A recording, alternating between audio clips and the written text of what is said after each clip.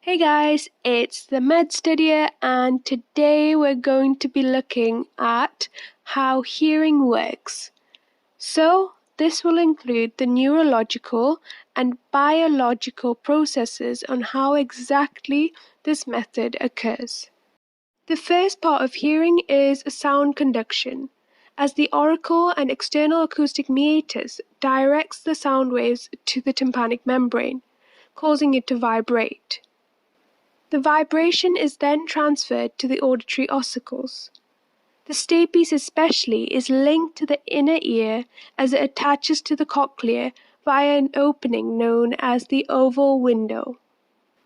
The main part of the ear that allows sound transmission to the brain is the cochlea, specifically the cochlear duct.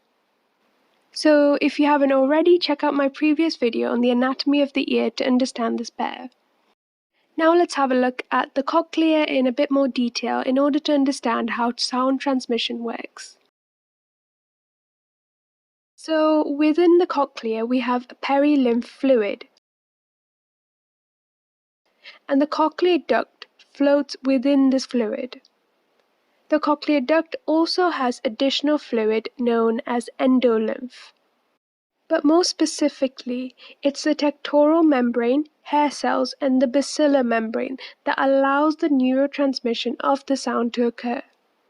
This is because when the ossicles vibrate, it causes the stapes to generate a pressure wave of this perilymph fluid in the scala vestibuli.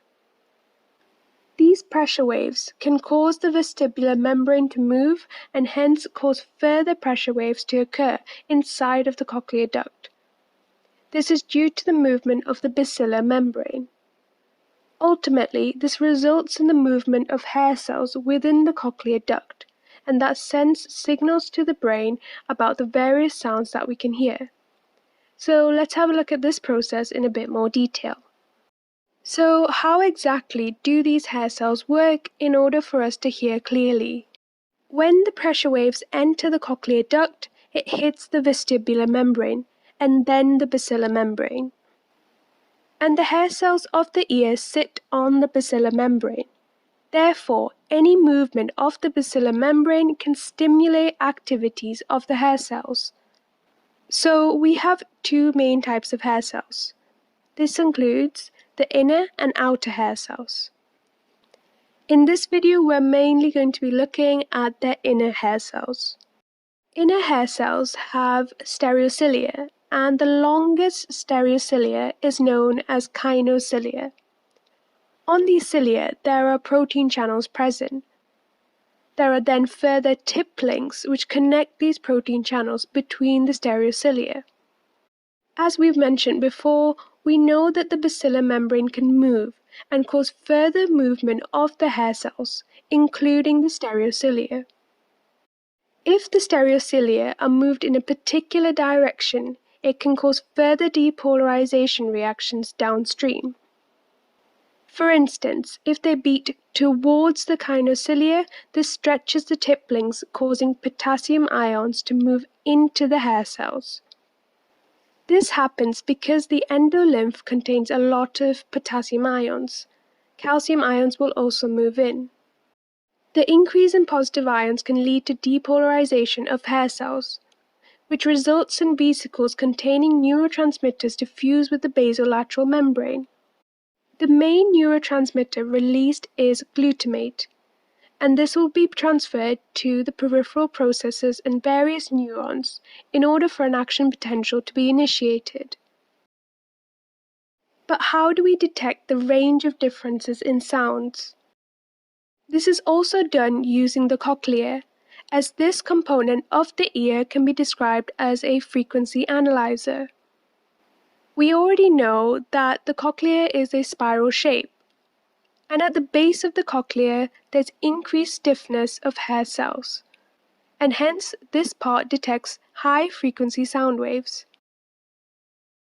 Whereas at the top, or otherwise known as the apex of the cochlea, there's reduced stiffness, meaning that low-frequency sound waves can be detected here. The frequencies of sounds are important, as high frequencies can be heard as a high pitch, and low frequencies can be heard as a lower pitch. This process is known as place coding. So now let's have a little summary about everything we've talked about in this video. Firstly, we had a little recap about the pathway for sound conduction.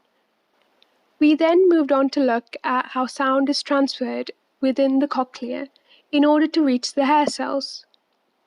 The hair cells are significant in hearing, as the changes in pressure waves of the endolymph and the perilymph can cause depolarization and eventually an action potential to be initiated.